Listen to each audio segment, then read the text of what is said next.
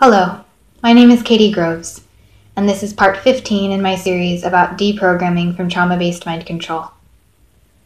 If you've not done so already, I ask that you please watch the first two parts of this series linked in the description below for some disclaimers and safety measures you can take while watching these videos. In this video, I'm going to be talking about practicing mindfulness when en route from one place to the next. This is something that I found incredibly helpful to do. Some people like to do formal mindfulness meditation in their home and don't practice it so much when they're out and about, but mindfulness is really something that one in an ideal world can practice at any time. And I've found that the more often I practice it, regardless of where I am, the more effective it is, and the more effective it is in deprogramming me and in helping me to become free. One of the reasons that practicing mindfulness while in transit has been so helpful for me is because in the beginning, when I was first deprogramming myself, I was still being infiltrated by the cult, activated, and used a lot in different ways. Some of the ways in which I was used appeared to have stopped when I started breaking free, but I was still being activated a lot and programmed to go certain places at certain times.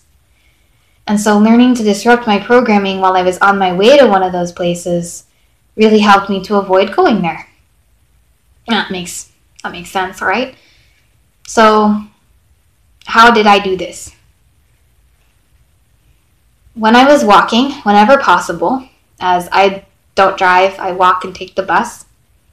So when I was walking, before I even got to a bus stop, or between buses, or if I was simply just walking somewhere, whenever I was walking, I practiced getting in touch with what was going on in the present moment, in my body, and in my surroundings, and with my programming.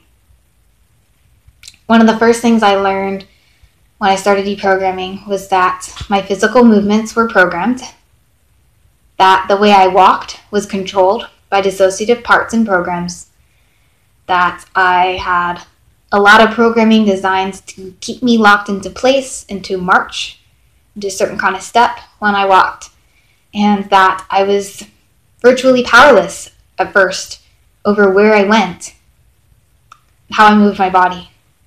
This was very frightening at first. I would watch myself often out of body, walking robotically in a trance, going places I did not want to go, willing myself desperately to turn around and go a different way, but my legs literally would not stop moving the way they were moving.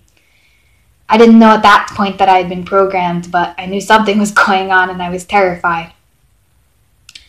So that's where it started, was becoming conscious of that, watching myself out of body, walking robotically to a programmed destination, and becoming aware of how frightening this was, how terrifying it was. At first, it was a very messy, painful process. But the more I practiced mindfulness, the more aware I became that I'd been programmed, the more in my body I was able to become, and the more control I was able to gain over my physical movements. This process really took off when I started working with parts in the ways I've described in previous videos, and asking them for permission to deprogram, become co-conscious, and integrate. Once I started gaining more autonomy over my body, I found it easier to disrupt the programming that would move my body from place to place.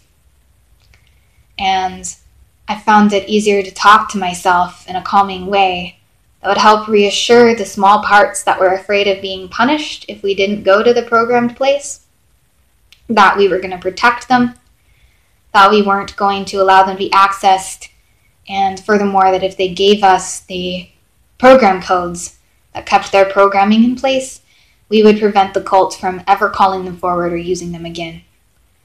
And when we were able to make that promise with conviction, having enough knowledge of our programming to actually do this, these parts started really trusting us, and parts started allowing me in to dismantle their programming and keep us from having to follow the directives that made us go from one programmed place to another.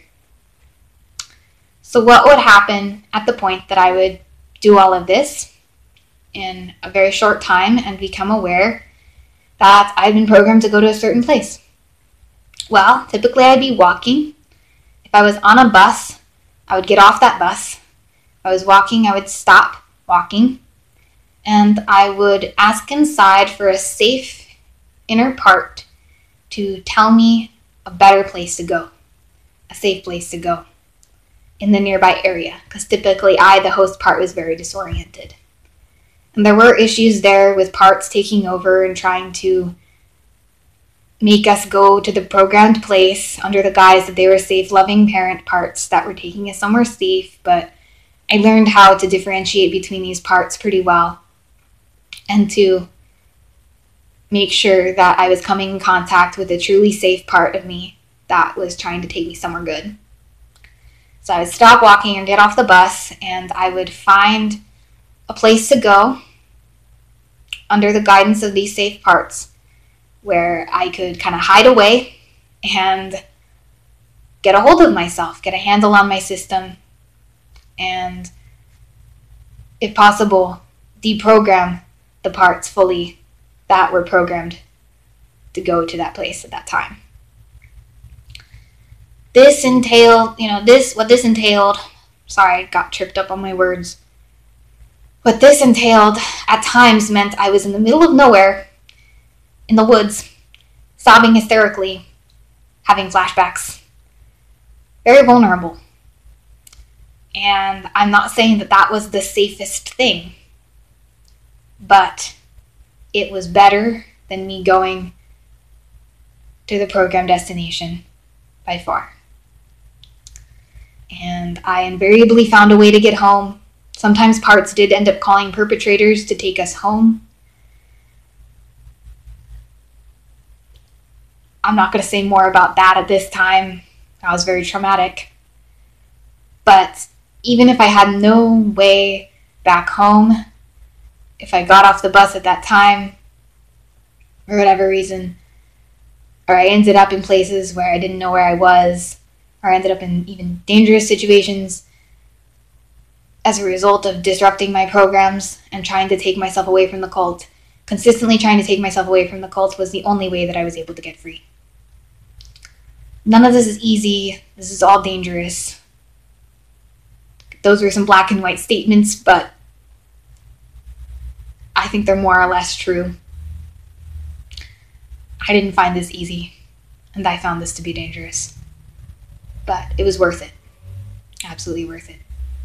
So, getting in touch with programs, disrupting them, becoming aware of the present moment as I'm walking, regaining control over my body, determining that I'd been programmed to go to a certain place at a certain time, working with the inner child parts that were afraid of punishment if they didn't show up to that place at time, deprogramming them and making sure that they can't be activated and punished at a later date by cult members, and doing whatever it took to get myself away from the cult in each moment have all been things that I've had to use and all been a part of practicing mindfulness when in transit from place to place. Okay, I hope this made sense.